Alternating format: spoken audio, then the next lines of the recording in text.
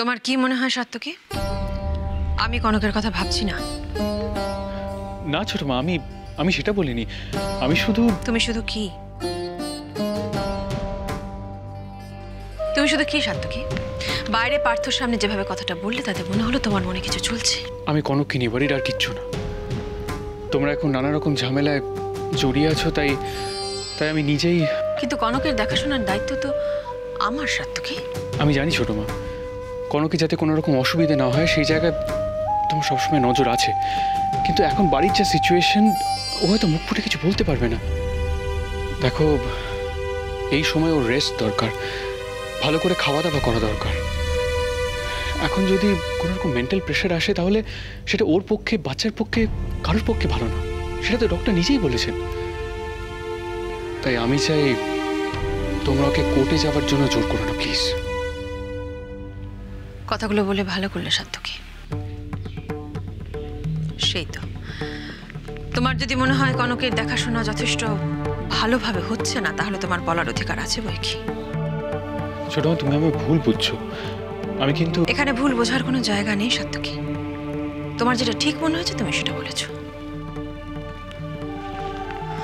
ভালোই করেছো।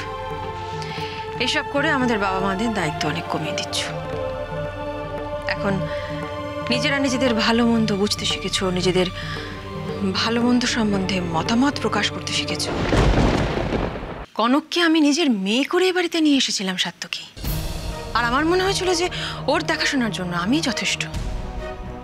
আমি ভুলে গিয়েছিলাম যে ও তোমার স্ত্রী, আর এই বাড়িতে ওর সেটাই প্রথম এবং প্রধান পরিচয়। ছোট মা, আমি এখনো বলছি, কনককে তোমার চেয়ে ভালো এই বাড়িতে আর কেউ বোঝে না। আমি শুধু ওর দিকে একটু নজর রাখছো, তাই তো? সে তো ভালো কথা সাত্তকী। তার জন্য তুমি তো সংকোচ কেন করছো?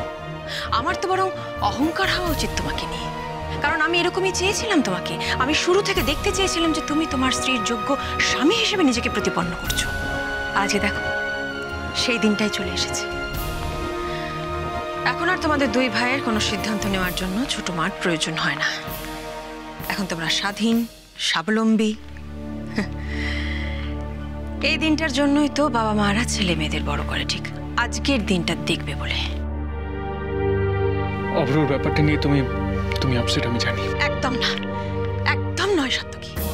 অভ্র তো বউ বাচ্চা ফেলে রেখে দিয়ে নিজের মতামত জানিয়ে চলে গেছে এবং বুঝিয়ে দিয়ে গেছে যে ওর জীবনের ক্ষেত্রে ও যেটা ভাববে সেটাই শেষ সিদ্ধান্ত। সেখানে বাড়ির বড়রা বাকি অন্য সদস্যরা কে ভাবলো না ভাবলো কিচ্ছু যায় আসে না ওর। আর এখন তুমিও কনকের কথা বলতে এসেছো, কনকের বিষয়ে তোমার মতামত জানাতে এসেছো আমাকে। ছোট মা, তুমি আমার আর অভ্র সিচুয়েশন এক করে দিলে। না সাত্তকী, তোমাদের দুজনের সিচুয়েশন এক নয়, কিন্তু এক্ষেত্রে আমাদের বাবা মাদের ভূমিকাটা একই। কাজে সিচুয়েশন দুটো তো একই হলো, তাই না সাত্তকী? ভালো, খুব ভালো। এরই নাম বোধ করি সংসার, যেখানে সব মায়েরাই কোনো না কোনো একটা সময় নিজেদের গান্ধারীর জায়গায় বসায়। ছোট মা, সত্যি তুমি আমাকে ভুল বুঝছো। ভুল না সাত্তকী, তোমার কোনো ভুল নেই। এখানে সবটা ভুল আমার। আমি ভুল করেছি সাত্তকী, কারণ আমি সবাইকে আঁকড়ে ধরে বাঁচতে চেয়েছি। আমি একটা কাল্পনিক যৌথ সংসারের স্বপ্ন দেখেছি, যেখানে আমি ভেবেছি বড়রা নিজেদের সম্মান নিয়ে বাঁচবে এবং যেখানে ছোটদের মধ্যে ছেলে মানুষই থাকবে, হাসি আনন্দ মজায় ভরে থাকবে আমার বাড়িটা, আমার সংসারটা। কিন্তু আমি কেন ভেবেছি? এ ভাবনাটা তো আমার ভুল না, এটা তো কখনো হয় না, এটা হতে পারে না। একটা ঘটনা তুমি এতটা ভেঙে পড়েছো ছোট মা? তোমাকে তো অমান্য করে কোনোদিন আমরা কিছু করিনি। কিন্তু আজ অব্দি যা কিছু হয়েছে তার সবের জন্য তো আমারই দোষ, আমারই ভুল, তাই না সাত্তকী? আজ তোমাদের সবার আমার প্রতি বিদ্বেষ, কত ক্ষোভ জমে আছে, তাই না? এসব কি বলছো তুমি ছোট মা? ভুলটা আমার কথায় বলতে পারো সাত্তকী। কেন আমার সংসারটা এভাবে ভেঙে গেল পারো বলতে? আমার কি দোষ ছিল? কেন এভাবে আমার ভালোবাসা, আমার বিশ্বাস সব ছারখার হয়ে গেল, সব নষ্ট হয়ে গেল? পারো বলতে?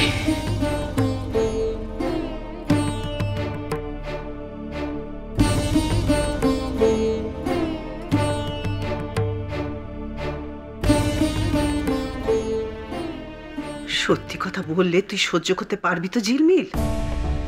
শোনো, আমার কাছে সময় খুবই কম, তোমার যা বলার তাড়াতাড়ি বলো। তুই যে জ্বালায় জ্বলছিস তার দায় পুরোপুরি তোর।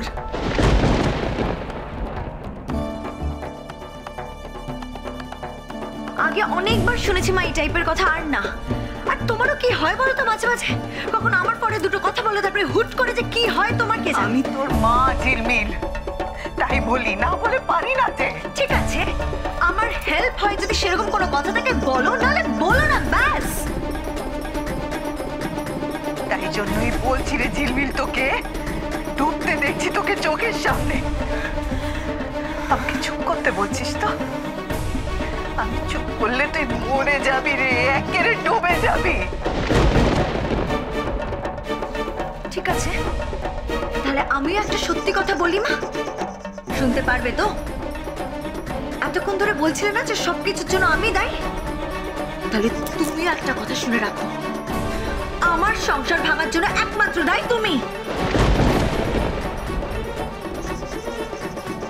অবাক হচ্ছ তো?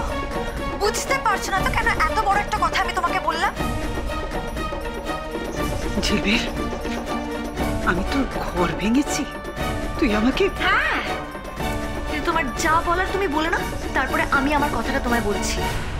একবার ভেবে দেখ ঝিলমিল, আমি কি না করেছি তোর বিয়ে দেওয়ার জন্য। এক্স্যাক্টলি, তুমি কি করনি বলো তো নিজের বড় লোক হওয়ার লোভে?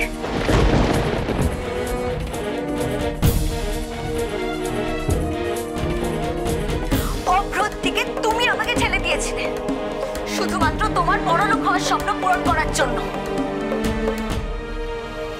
মা, আমি কি তোমাকে একবার বলেছিলাম যে আমি অভ্রকে বিয়ে করতে চাই? তুমি বলেছিলে সাত্তকীরে ওর ভাই সই, যেভাবেই হোক আমাকে নাকি এ বাড়ির বউ হয়ে আসতেই হবে।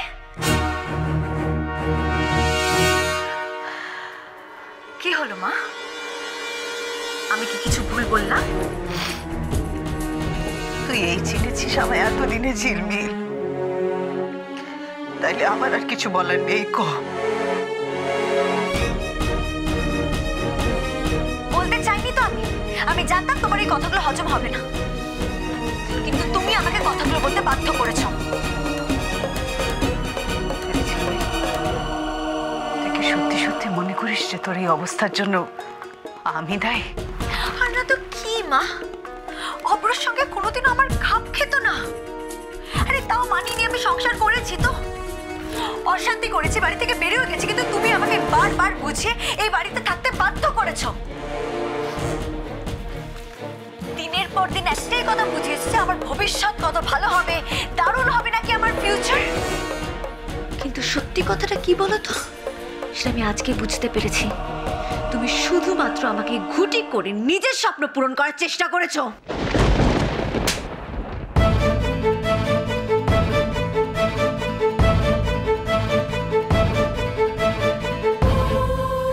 সেদিন তোকে আমি চড়িয়েছিলাম, আজ তুই আবার আমাকে গায়ে হাত তুলতে বাধ্য করলি ঝিলমিল।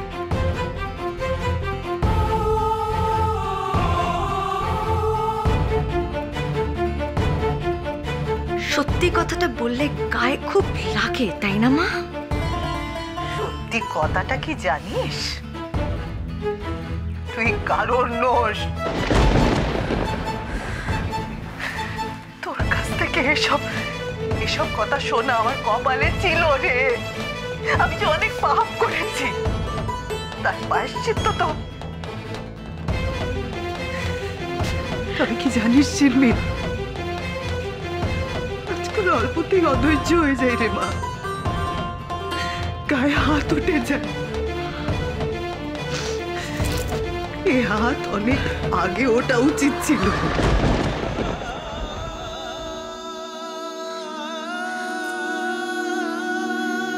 যদি তোকে ঠিক সময় ঠিক মতন শাসন করতাম, তাইলে এদিন আমাকে দেখতে হতো না।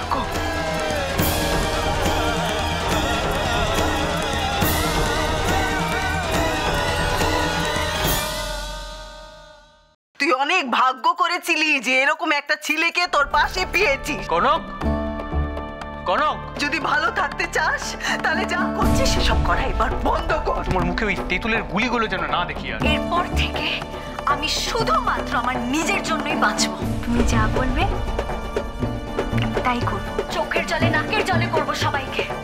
টানতে টানতে কোর্টে নিয়ে যাব, সম্পত্তি ক্লেম করব। খুশি তো? এবার বুঝেছো মা আমি কি করব?